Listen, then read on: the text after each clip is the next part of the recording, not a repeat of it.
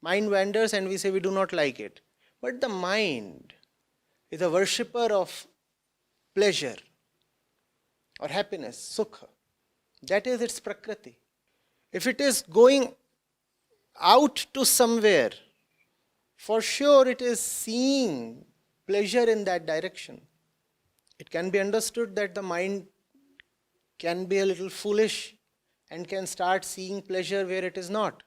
But if the mind does that, then it will be corrected by experience, correct? You go to some place thinking that you will get happiness from that place, you didn't get happiness from that place, you won't return to that place. How is it possible that we keep returning again and again all our life? That means we are drawing some kind of fake happiness from places where forget spiritual joy, even material happiness is not really there. That's bad, very bad. And to make things worse, we are calling our experience at such places as an experience of happiness. No, that's quite interesting and equally absurd, obviously. We are going to places where we are not even happy. And we know we are not happy there, and yet we are returning to those places every day, every night.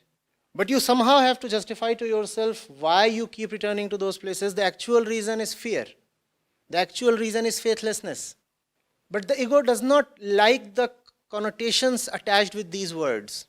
The ego has learned to not to call itself a coward or an infidel. So the ego will not say that it is going where it repeatedly keeps going for reasons of fear and faithlessness. So the ego says, I'm going there because I find happiness there. The real thing is you do not find even happiness there. You do not find even happiness there.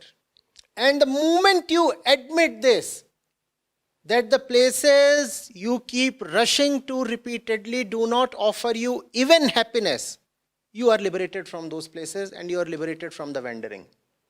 But we will not admit that, because it requires guts to admit that.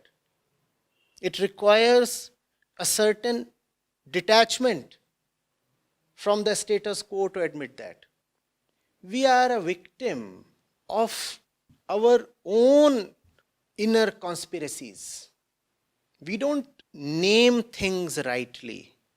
We don't spell stuff out correctly. We are brilliant artists, makeup artists. We are adept in calling false happiness as happiness. We pretend to be happy when we are not even happy. And all of us here know fully well what I'm talking of. Go to your social media pages and you will see what we are particularly dexterous in doing. We hide our own sadnesses from ourselves and we play up our happinesses, don't we? That's not only the face we like to display to the world, unfortunately, that is also the face we like to display to ourselves. We want to tell ourselves that all our life investments, all our running around throughout our life has been successful. We don't want to admit that we have utterly failed. So we want to pretend to ourselves that we have succeeded and hence we are happy. And if you dare admit to yourself that you are not happy, then you will have to immediately and equally admit that you have failed. And if you have failed, then you risk losing everything. If you are an utter failure, you will lose social standing.